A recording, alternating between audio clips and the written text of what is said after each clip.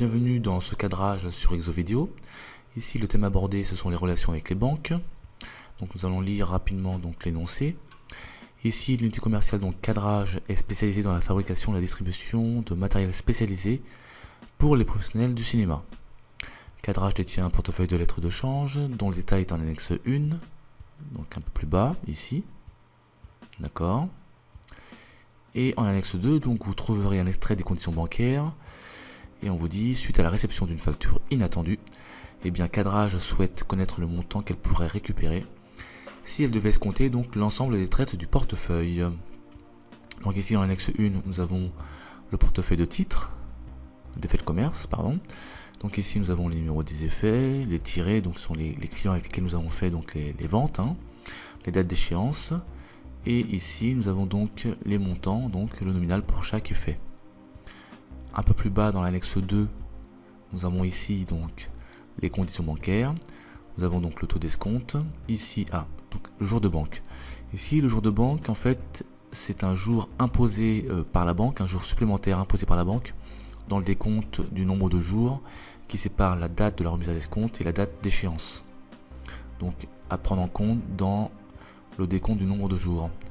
Ici, nous avons donc une commission forfaitaire de 12 € hors taxe. Et nous avons ici une commission par effet. Attention, par effet. Donc de 1,50 €. Et on vous demande de calculer donc le montant net de la remise que percevra donc l'unité commerciale cadrage. Donc ce qu'on va faire, là ça va être dur, donc ça va être difficile de séparer l'écran en deux. Donc nous irons en haut de l'exercice au fur et à mesure. Alors, dans un premier temps, on ne peut pas répondre directement donc à la question, il faut procéder par étapes. Donc dans un premier temps, nous allons calculer le nombre de jours qui séparent la date de la remise à l'escompte et l'échéance, et ce pour chaque effet.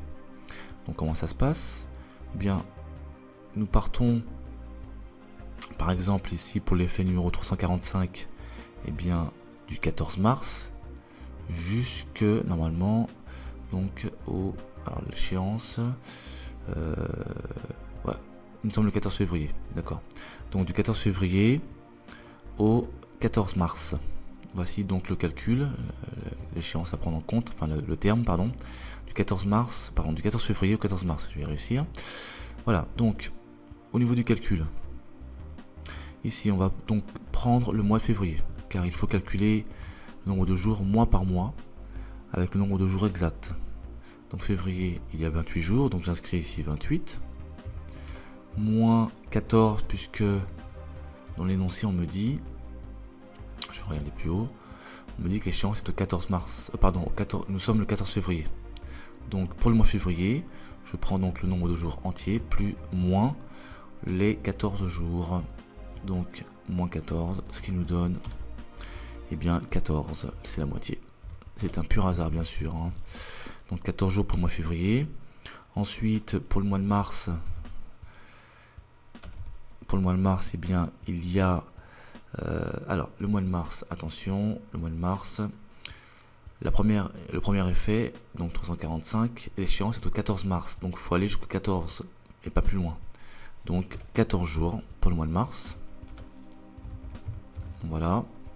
Et il ne faut pas oublier le jour de banque, qui est donc imposé dans les conditions bancaires. Donc ici j'indique un jour. Voilà, un jour. Et donc au total, on va avoir eh bien 29 jours. Donc ici je vais indiquer quand même donc effet numéro 345, donc en gras et souligné. Voilà. Donc voilà le calcul à effectuer pour chaque effet. C'est ce que nous allons faire maintenant. On peut donc maintenant calculer eh bien le montant de l'escompte pour chaque effet, puisque nous avions besoin du nombre de jours. Donc on va mettre calcul de l'escompte. Voilà. Donc le calcul de l'escompte, eh bien on va appliquer la formule CTN, donc CTN divisé par 36 000. Alors je rappelle que C correspond en fait au capital, c'est-à-dire à la valeur nominale. le T correspond au taux d'escompte et le petit n correspond en fait au nombre de jours qu'on vient de calculer juste auparavant. Et 36 000 provient en fait de 360 fois 100, c'est-à-dire 360 jours dans l'année, et 100 qui correspond en fait au pourcentage du taux d'escompte qui se trouve au numérateur. Donc ici on va appliquer pour l'effet numéro 345, donc effet 345. Voilà, donc en fait là j'ai modifié l'aspect visuel puisque sinon vous n'auriez pas vu ce qui se passerait donc en bas. Donc ici effet 345. Donc on va appliquer la formule donc précédemment donc citée, c'était divisé par 36 000. Donc on applique, on ouvre une parenthèse. Ici la valeur nominale de l'effet 345 c'est 42 000 euros, donc 42 000. Multiplié par le taux, donc c'est 7,80. Donc le taux d'escompte. Hein. Et le nombre de jours, donc on avait calculé, donc c'était 29 jours. 29. Je ferme la parenthèse et je divise par 36 000. Voilà.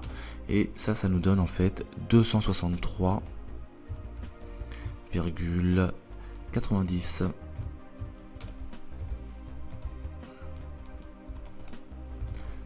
Donc voici le montant de l'escompte pour l'effet numéro 345. On peut maintenant calculer bien le montant des commissions. Il y en a deux. D'abord la commission forfaitaire, donc on va mettre calcul de la commission forfaitaire. Voilà. Donc la commission forfaitaire. On nous dit, alors ce qu'on va faire, c'est qu'on va récupérer en fait ici les conditions bancaires. Voilà. Voilà. Et ici, on va faire notre calcul. Donc, commission forfaitaire, on nous dit que c'est 12 euros hors taxe. Et bien, ce qu'il faut faire, c'est simplement appliquer à ce montant la TVA pour avoir un calcul, pour avoir un montant TTC. Donc, on va inscrire ici 12 euros multiplié par 1 plus le taux, donc 1,196. Et ça nous donne donc directement un montant donc de 14,35 €. Donc 14,35 €. Donc ce montant, c'est la commission forfaitaire TTC. Car en effet, il faut indiquer, comment dirais-je, ajouter la TVA, puisque ce sont des services payants. Donc, taxés en tous les cas. Pas payants, mais taxés. Donc, commission forfaitaire, 14,35 €. De même, nous allons calculer maintenant bien, la commission par effet. Donc, on va mettre calcul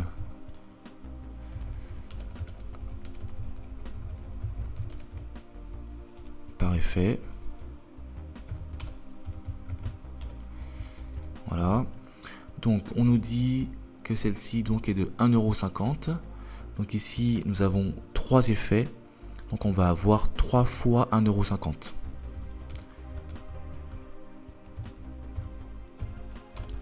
C'est-à-dire un montant de 4,50 €.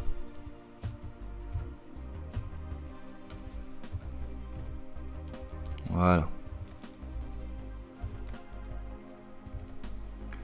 Donc ici, attention, on ne précise pas 1,50 € hors taxe. Donc on va considérer que ce montant est par défaut TTC.